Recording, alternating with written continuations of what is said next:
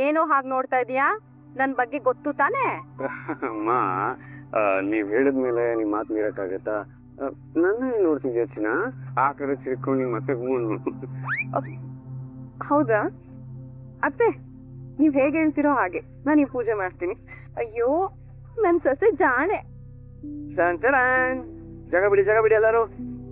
ಕೃಷ್ಣ ಜನ್ಮಾಷ್ಟಮಿಗೆ ಎಲ್ರಿಗೂ ಹೊಸ ಬಟ್ಟೆ ತಂದಿನಿ, ಸತ್ಯ ಹೇಳ್ಕೋದು. ಅಕ್ಕ ಇದು ನಿನಗೆ. ಥ್ಯಾಂಕ್ ಯು ಕಣೋ ಶ್ರವಣ. ಭೂಮಿ ಯಾಕೆ ಹಾಗೆ ನೋಡ್ತಿದ್ಯಾ? ಶ್ರವಣ್ ಪ್ರೀತಿಯಿಂದ ನಿನಗೋಸ್ಕರ ತಂದಿದ್ದಾನೆ, ತಗೋ.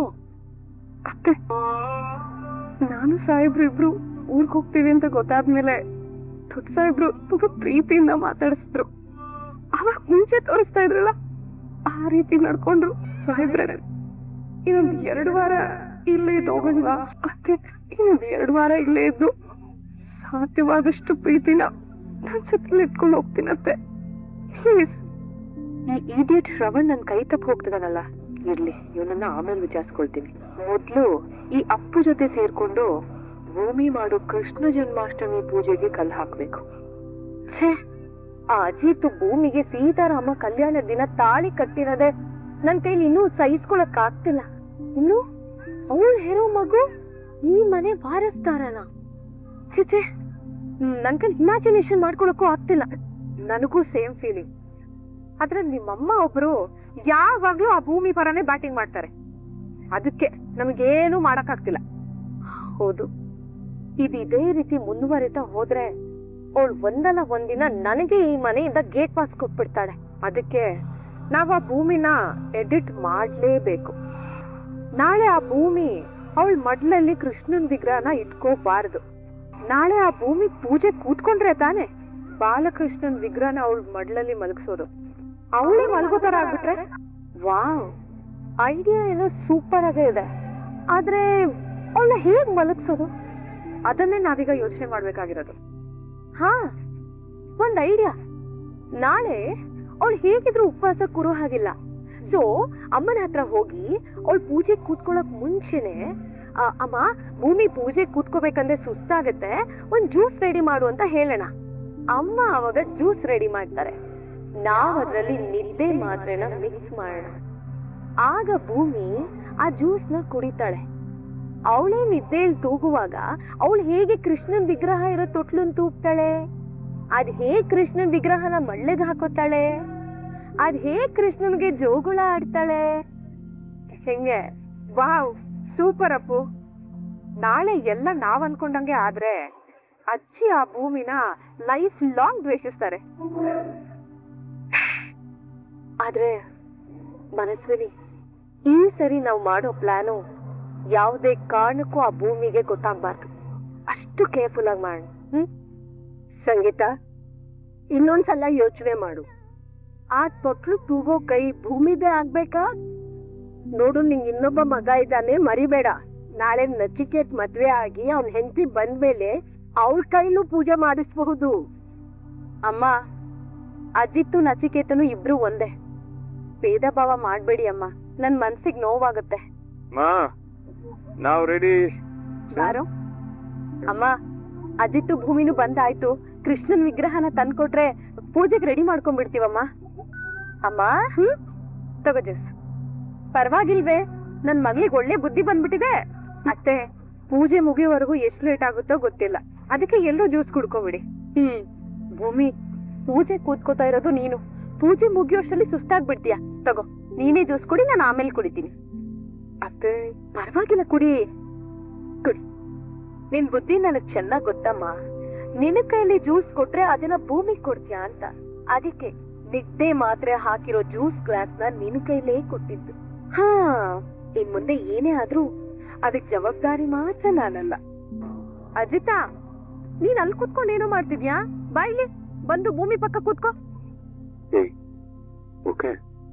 ಸಾಹೇಬ್ರೆ, ಯಾಕೋ ಸ್ವಲ್ಪ ಮಂಪ್ರು ಬರೋ ಆಗಿದೆ. ಅಲ್ಲಿಗೆ ಕೃಷ್ಣಂಗೂ ಇಷ್ಟ ಇಲ್ಲ ಅನ್ಸತ್ತೆ ಪೂಜೆ ಮಾಡು, ಜೋಗ್ಲ ಹಾಡೋದು. ಪಾಪ ಭೂಮಿ ಕಾಂಟ್ರಾಕ್ಟ್ ಹೆಂಡತಿಯಾಗಿ ಈ ಪೂಜೆನ ಹೇಗ್ ಮಾಡ್ಲಿ ಅಂತ ಯೋಚನೆ ಮಾಡ್ತಿರ್ಬೋದು. ಅಜಿತು, ಭೂಮಿ, ಇಬ್ರು ಕೈ ಮುಗ್ದು ಕೃಷ್ಣನ್ಗೆ ಅಕ್ಷತೆ ಕಾಳು ಹಾಕಿ. ಮನಸ್ವಿನಿ, ನಾವು ಕೊಟ್ಟಿರೋ ಡೋಸು ಕೆಲಸ ಮಾಡಕ್ ಶುರು ಮಾಡುತ್ತೆ.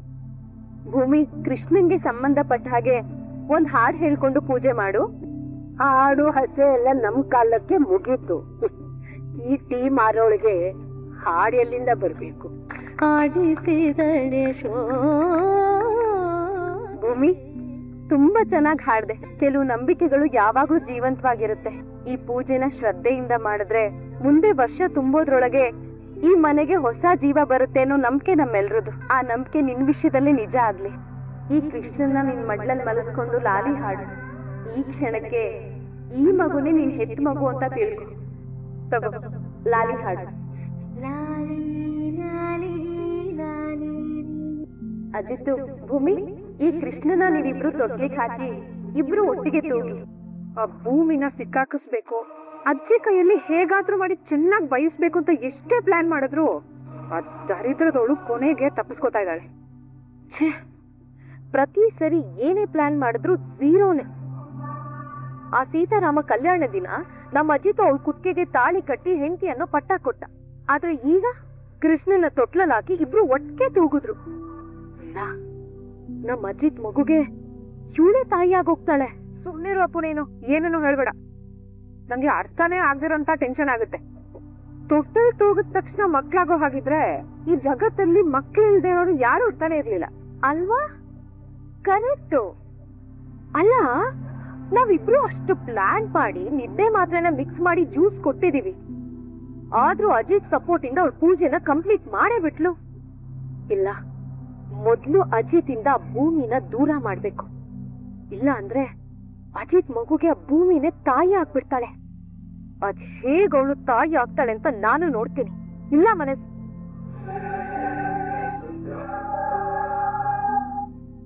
ಭೂಮಿ ವ್ರತಕ್ಕೆ ಕುತ್ಕೊಂಡಾಗೆ ಮಂಪ್ರು ಅಂತ ಹೇಳಿದಾಗ ನನಗೆ ಎಲ್ಲೋ ಒಂದ್ ಕಡೆ ನಿಮ್ಮಿಬ್ರು ಮೇಲೂ ಡೌಟ್ ಬಂದಿತ್ತು. ಆದ್ರೆ ಛೆ, ನಮ್ಮಕ್ಕ ಈ ಲೆವೆಲ್ಗೆಲ್ಲ ಇಳಿಯಲ್ಲ ಅಂತ ನನಗೆ ನಾನೇ ಸಮಾಧಾನ ಮಾಡ್ಕೊಂಡೆ. ಆದ್ರೆ ಕೊನೆಗೂ ನನ್ ಡೌಟ್ನೇ ನಿಜ ಮಾಡ್ಬಿಟ್ಟೆ ಅಲ್ವಾ? ಇನ್ನು ಇವರು ದಿ ಗ್ರೇಟ್ ಅಶ್ವಿನಿ, ಇವ್ರು ಎಲ್ಲಿಂದ ಬಂದಿದ್ದಾರೆ, ಈ ಮನೆಗೆ ಏನಕ್ಕೆ ಬಂದಿದ್ದಾರೆ ಅಂತ ಇನ್ನೂ ಗೊತ್ತಾಗಿಲ್ಲ. ಆದಷ್ಟು ಬೇಗ ಗೊತ್ತಾಗತ್ತೆ. ಇವ್ರ ಬಗ್ಗೆ ನನಗೆ ಕನ್ಸರ್ನ್ ಇಲ್ಲ. ಆದ್ರೆ ನೀನು ದೇವರ ಸನ್ನಿಧಿಗೆ ಸೇರಿದವಳಲ್ವಾ? ಇಂಥ ದೊಡ್ಡ ಮನುಷ್ಯರು ಮನೇಲಿ ಇಂಥ ಸಣ್ಣ ಬುದ್ಧಿ ಹೇಗ್ ಬಂತಾಕ ನಿನ್ಗೆ? ಅಕ್ಕ, ಭೂಮಿ ನಿನ್ ಸ್ವಂತ ತಮ್ಮನ ಹೆಂಡತಿ. ಭೂಮಿ ತನ್ನವ್ರನ್ನೆಲ್ಲ ಬಿಟ್ಟು ನಮ್ಮನ್ನೇ ತನ್ನೋರು ಅಂತ ಬದುಕ್ತಿದ್ದಾಳೆ. ಅಲ್ಲ, ಅವಳ ಮೇಲೆ ನೀನ್ ಯಾಕೆ ಇಷ್ಟೊಂದು ವಿಶ್ವಾಸ ಸಾಧಿಸ್ತಿದ್ಯಾ? ಓಕೆ, ಒಪ್ಕೋತೀನಿ. ಮದ್ವೆ ಆಗಿ ಬಂದ್ವಿ, ಯಾರಿಗೂ ಹೇಳ್ದಿರಾ ಕೇಳ್ದಿರಾ. ನಿನ್ಗೆ ಇಷ್ಟ ಆಗ್ಲಿಲ್ಲ, ನಾನ್ ರೆಸ್ಪೆಕ್ಟ್ ಮಾಡ್ತೀನಿ ಅದನ್ನ. ಆದ್ರೆ ಹೋಗ್ತಾ ಹೋಗ್ತಾ ಸರಿ ಹೋಗ್ತೀಯಾ? ಭೂಮಿ ವಿಚಾರದಲ್ಲೂ ನೀನ್ ಎಲ್ಲೋ ಒಂದ್ ಕಡೆ ಸಾಫ್ಟ್ ಕಾರ್ನರ್ ಬರುತ್ತೆ ಅಂತ ನಾನು ವೇಟ್ ಮಾಡ್ದೆ ಅಕ್ಕ. ಆದ್ರೆ ಪೂಜೆ ಮಾಡ್ಬೇಕಾದ್ರೆ ಆ ಜ್ಯೂಸ್ಗೆ ನೀನ್ ನಿದ್ದೆ ಮಾತ್ರ ಹಾಕೊಡ್ತೀಯಲ್ಲ, ಇದು ಯಾವ ತರ ಸಣ್ಣ ಬುದ್ಧಿ ಅಂತ? ಅಜಿತಾ, ಇವಳು ಭೂಮಿ ಕುಡಿಯೋ ಜ್ಯೂಸಲ್ಲಿ ನಿದ್ದೆ ಮಾತ್ರ ಹಾಕಿದಾಳೇನೋ? ನಿಮ್ಮಿಬ್ಬರಿಂದ ಒಂದ್ ಸಹಾಯ ಆಗ್ಬೇಕಿತ್ತು. ಕಾಲೋನಿಯವ್ರ ಜೊತೆ ಹೋಗಿ ನಿನ್ ಮತ್ತೆ ರಾಣ ಅವ್ರ ಮನೆ ಮುಂದೆ ಧರಣಿ ಕುತ್ಕೋಬೇಕು. ಮತ್ತೆ ಧರಣಿನಾ? ಇದಕ್ಕೆ ಸಹಾಯ ಅನ್ನಲ್ಲ ಕಣವ, ರಿಸ್ಕ್ ಅಂತಾರೆ. ರಿಸ್ಕ್ ಆಲ್ರೆಡಿಗಳು ಅವನ ಮನೆ ಮುಂದೆ ಧರಣಿ ಕೂತ್ಕೊಂಡು ಬಂದಿದ್ದಾಳೆ. ನೀನೇ ಕೈಯಾರೆ ಅರೆಸ್ಟ್ ಮಾಡಿದ್ಯಾ. ಮತ್ತೆ ಅಲ್ಲಿ ಹೋಗಿ ಕೂತ್ಕೊಂಡ್ರೆ ಏನಾದ್ರೂ ಎಡವಟ್ಟಾದ್ರೆ?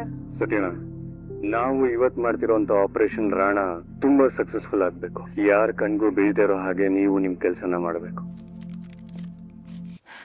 Come on. I want to get the hell out of here.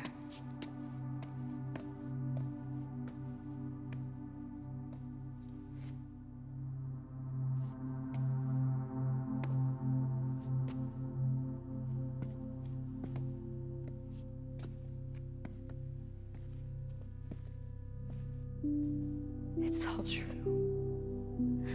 I didn't want to believe it. What are you talking about? God, this is my fault. I don't understand. I should have seen it when it first went in.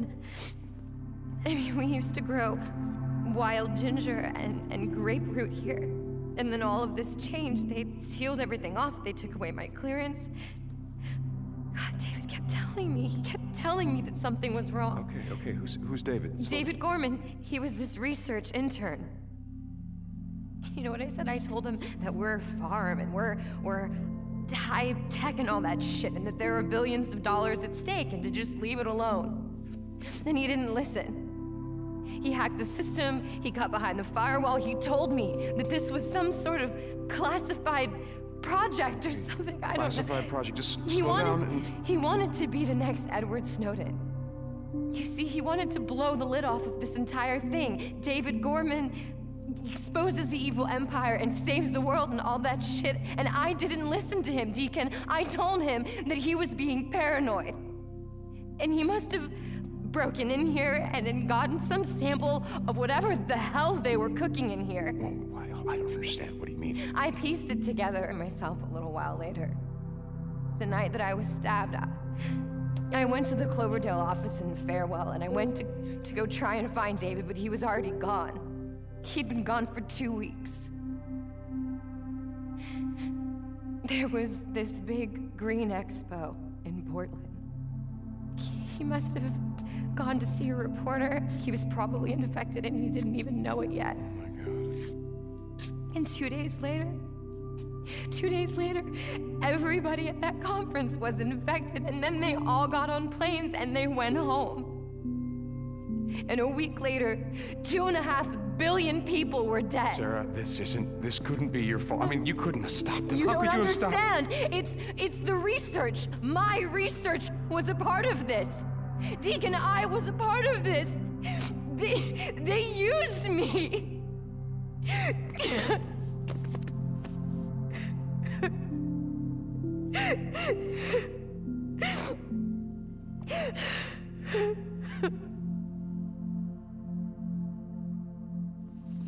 Hey, hold on for a second. The electric fences, how would I turn them off? The power relays are in a building by the greenhouse is why.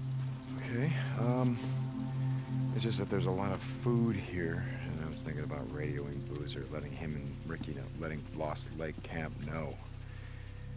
Do you think you could load that up? Yeah, sure. Okay, I'm gonna be right there. Okay.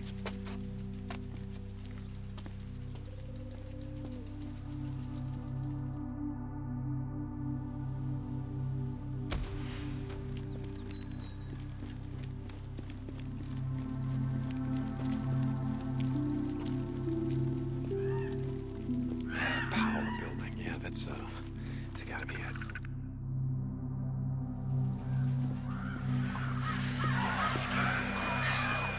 Crows. Damn it.